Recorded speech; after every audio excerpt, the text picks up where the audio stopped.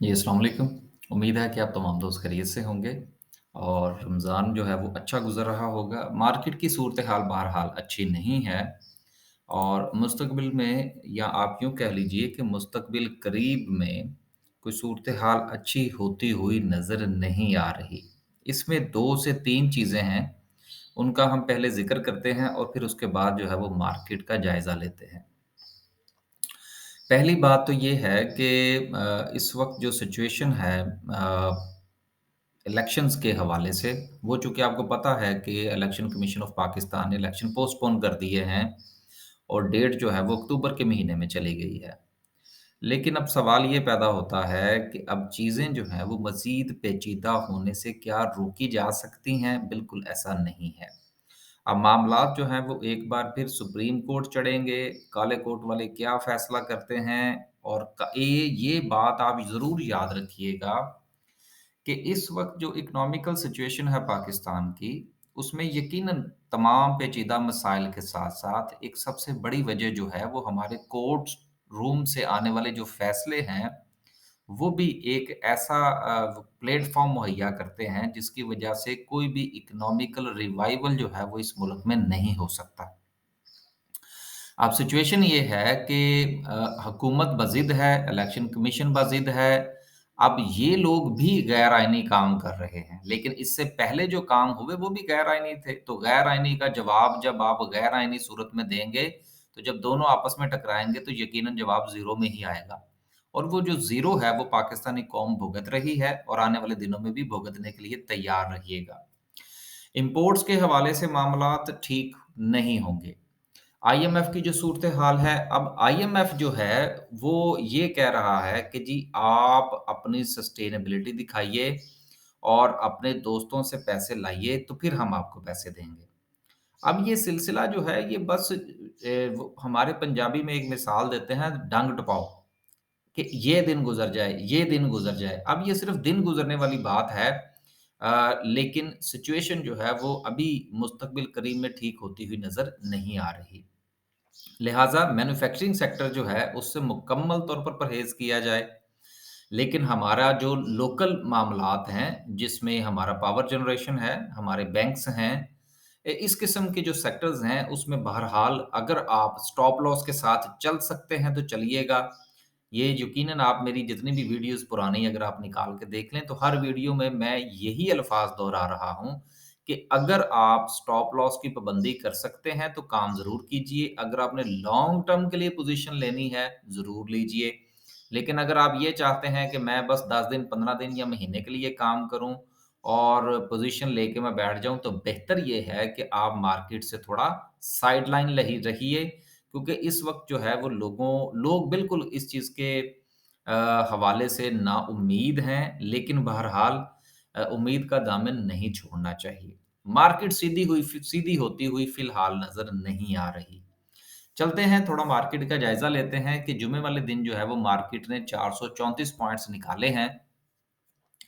500 points ही निकले और 500-500 करते-करते मार्केट जो है वो अपना 40,000 का बैरियर तोड़ गई। अब आगे चलते हैं थोड़ा कैंडल को भी देखेंगे फिर इंशाल्लाह मज़ीद इस पर बात करेंगे कि अगला मार्केट का हदफ जो है वो मुमकिना तौर पर क्या हो सकता है और ये सारी की सारी शाखसाने जो हैं ये हमारी पॉलिटिकल इंस्टेबिलिटी को या इंस्टेबिलिटी की वजह से हमारे सामने आए हैं।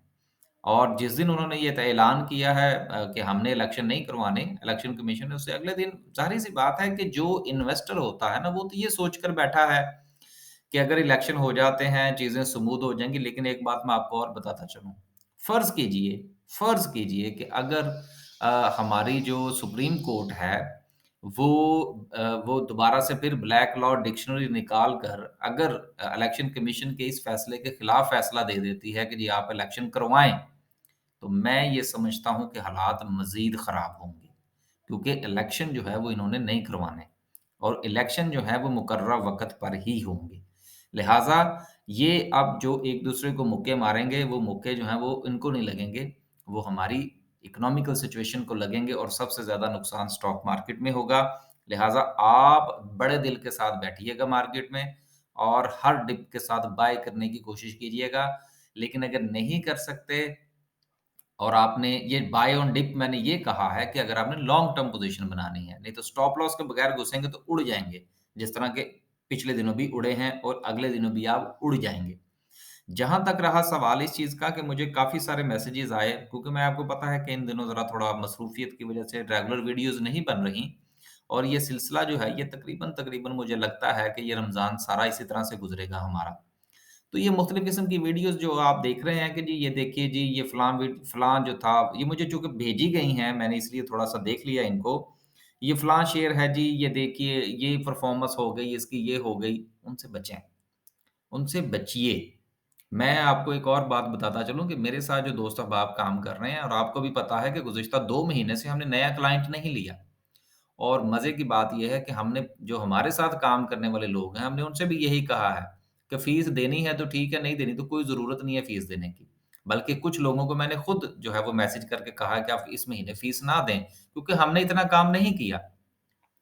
तो हर बंदे का एक अपना-अपना तरीका वारदात होता है। हमारा वारदात करने का तरीकाकार ज़रा मुख़्तलिफ़ है। तो इसलिए ये मुख़्तलिफ़ किस्म की जो वारदात होती हैं इनसे ज़रा बचें और थोड़ा सुकून कर लें। मुल्क भी यही है, पैसे भी यही हैं, शेयर्स भी यही हैं। मार्केट को और हालात को थोड़ा सीधा हो लेने दें। आगे चलते हैं जी और बात करते हैं सर्किट ब्रेकर की कि देखते हैं कि शायद कोई कंपनी जो है वो अपर कैप तो हुई होगी।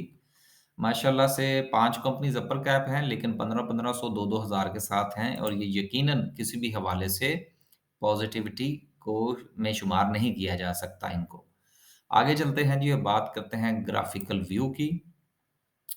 ये आज जो मैंने तमहीद बाँधी है, इसको ज़रा पल्ले बाँध लीजिएगा क्योंकि आने वाले दिनों में मज़ीद बातें इसी सूरत में, इसी मामलात के तहत ही हुआ करेंगी। अब आप ये देखिए कि जिस चीज़ की तरफ मैं इशारा करना चाह रहा था कि डब्ल्यूटीएल जो है वो टोटल ₹1 का शेयर है और उसमें जो वॉल्यूम लग रहा है वो सिर्फ़ और सिर्फ़ 4 मिलियन का है।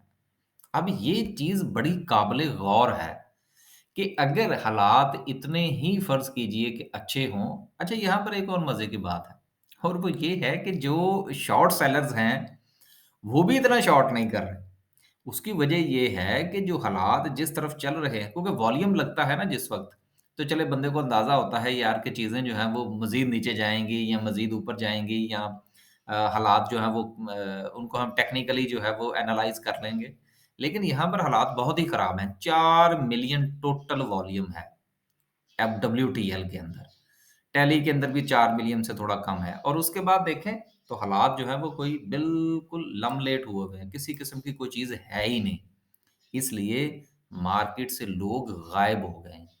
तो जब मार्केट से लोग गायब हो जाएँ तो आप भी गायब होने की कोशिश करें या फिर अगर आप हौसला कर सकते हैं, तो फिर अच्छे-अच्छे शेयर्स चुनिए और उनकी हर डिप पर बाय करते रहें और फिर सुकून करें को 2 से 3-4 साल के लिए। Then you got a big profit. बहुत अच्छा प्रॉफिट मिलेगा आपको। लेकिन अगर आपने ट्रेड करनी है तो स्टॉप लॉस के साथ। आगे चलते हैं जी और आखिर में जो है वो सिर्फ़ हम जायज़ा लेते हैं कैंडल का। कैंडल स्टिक जो है वो आपने बिल्कुल पहुँच चुकी है जिसको हम लोग कहते हैं अपनी सपोर्ट के करीब और ये नीचे आप वॉल्यूम देख लीजिए कितना है। वॉल्यूम ऐसे लगता है कि जैसे किसी एक बंदे ने सिर्फ़ मार्केट के अंदर ट्रेड किया हो। देखिए रमज़ान में अमूमन जो है वो मामलात वैसे ही मार्केट के ठंडे होते हैं। लेकिन ऊपर से नहले पे दहला ये है कि हमारी इकोनॉमिकल सिचुएशन दुरुस्त नहीं है। डिफ़ॉल्ट की बातें अब दोबारा से फिर बड़ी गर्मजोशी के साथ हो रही हैं। पॉलिटिकल इंस्टेबिलिटी हमारे यहाँ जो है वो पहले से ज़्यादा हो गई है। एक-दूसरे का गिरेबान चाक करने को लोग भागे फिरते हैं। तो लिहाज़ा सूरत-ए-हाल जो है वो यकीनन अच्छी नहीं है। लेकिन एक चीज़ याद रखिएगा कि 15 रमज़ान के बाद मार्केट में एक हाइप ज़रूर क्रिएट होगी। तो उस हाइप में का मज़ा लेने के लिए आप बेहतर ये है कि ज़रा साइड पे ही रहिएगा।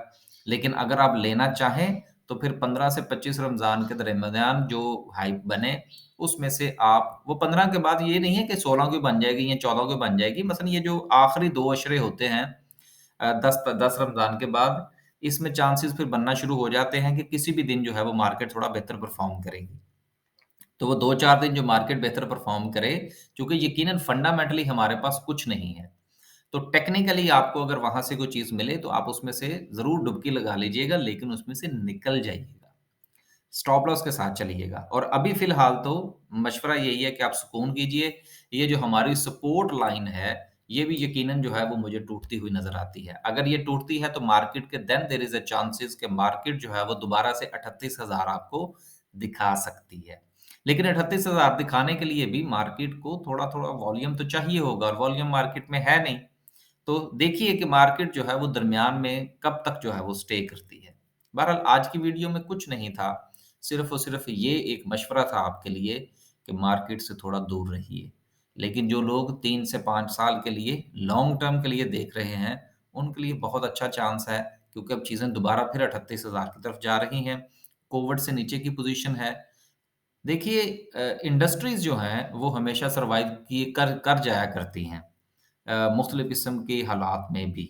लिहाज़ा मैन्युफैक्चरिंग सेक्टर को छोड़िए, सर्विसेज़ सेक्टर, पावर जनरेशन, इनको आप देखिएगा तो इंशाअल्लाह आने वाले दिनों में सूरत-ए-हाल बेहतर हो जाएगी। बाकी हमारे पास कोई ऐसी गिदड़-सिंगी और कोई ऐसा शेर नहीं है जो हम आपको आज आपको बताएँ और कल उसको लॉक लग जाए, क्योंकि लॉक लगने वाली सिचुएशन फ़िलहाल नहीं है। अल्लाह हाफ़िज़।